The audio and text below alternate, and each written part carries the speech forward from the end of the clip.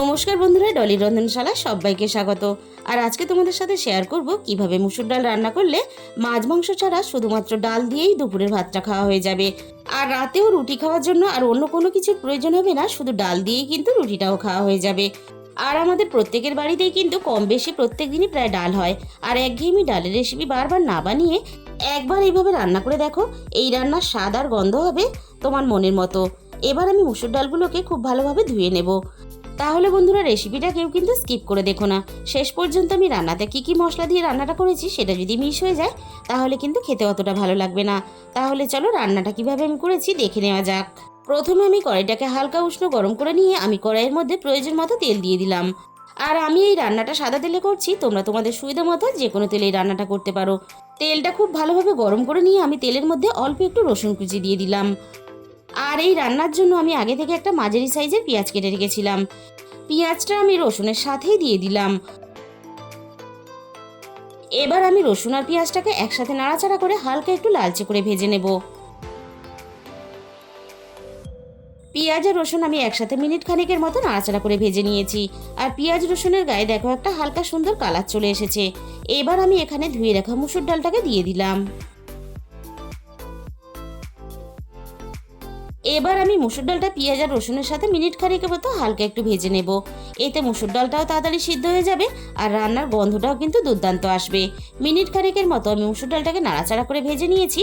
এবার আমি ডালের মধ্যে দিয়ে দেব স্বাদ মতো লবণ। আর সাথেই আমি দিয়ে দেব অল্প একটু হলুদের গুঁড়ো। লবণ আর হলুদ গুঁড়োটা মুসুর ডালের সঙ্গে নাড়াচাড়া করে খুব ভালোভাবে মিশিয়ে দিয়ে মিনিট খানেকের মতো আমি কষিয়ে নেব।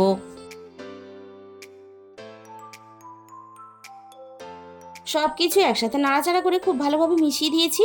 এবার আমি ডালের মধ্যে পরিমাণ মতো জল দিয়ে দেব।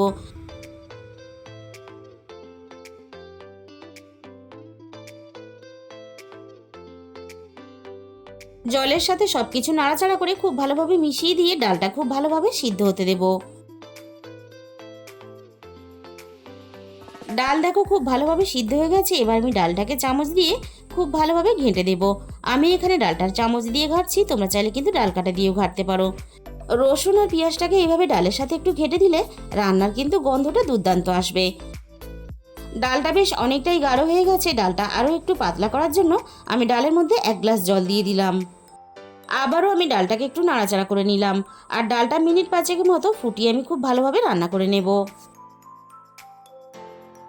এবার আমি ডালের মধ্যে দিয়ে দেব 3টে চেরা কাঁচা লঙ্কা। মিনিট 5 মতো ফুটিয়ে আমি খুব ভালোভাবে রান্না করে নিয়েছি। এবার আমি ডালটা নামিয়ে নেব। আমি কড়াইটাকে আবারও খুব ভালোভাবে ধুয়ে পরিষ্কার করে গ্যাসের মধ্যে বসিয়ে দিয়েছি। কড়াইয়ের মধ্যে আমি আবারও রান্নার জন্য প্রয়োজন মতো তেল দিয়ে দিলাম। এবার আমি তেলটা খুব ভালোভাবে গরম করে নেব। আমি অল্প একটু পেঁয়াজকে এভাবে রিং করে কেটে নিয়েছিলাম। এবার আমি তেলের মধ্যে পেঁয়াজগুলোকে ভাজার জন্য দিয়ে দেব। এবার আমি পেঁয়াজটাকে নাড়াচাড়া করে হালকা একটু লালচে করে ভেজে নেব। পেঁয়াজগুলো দেখো আমি হালকা একটু লালচে করে ভেজে নিয়েছি। এবার আমি পেঁয়াজগুলোকে কড়াই থেকে নামিয়ে নেব। আর এই ভাজা পেঁয়াজগুলো আমি রান্নার একেবারে শেষে ব্যবহার করব।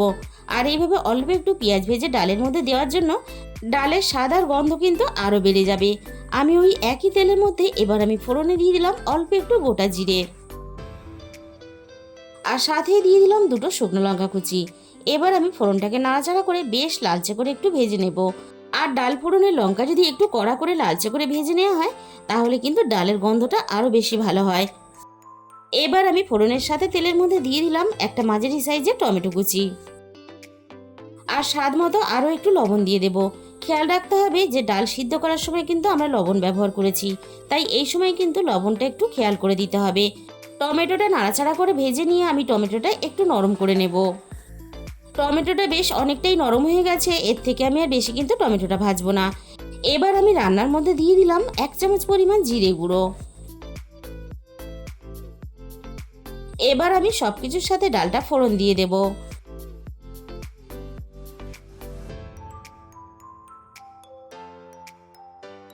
ডালটা আমি ফোড়নের সাথে খুব ভালোভাবে নাড়াচাড়া করে মিশিয়ে দিয়ে আমি ডালটাকে আরও মিনিট 5 মতো খুব ভালোভাবে ফুটিয়ে রান্না করে নেব।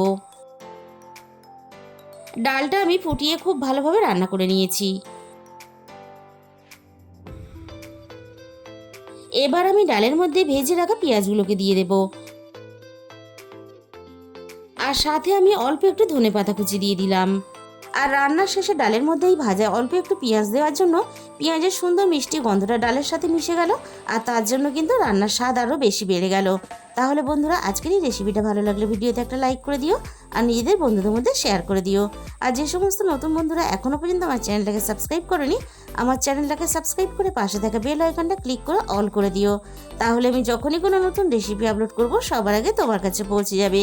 আর তোমাদের মূল্যবান সময় দিয়ে আমার এই রেসিপিটা শেষ পর্যন্ত দেখার জন্য তোমাদের সবাইকে অসংখ্য ধন্যবাদ। আজকে তাহলে এই পর্যন্ত।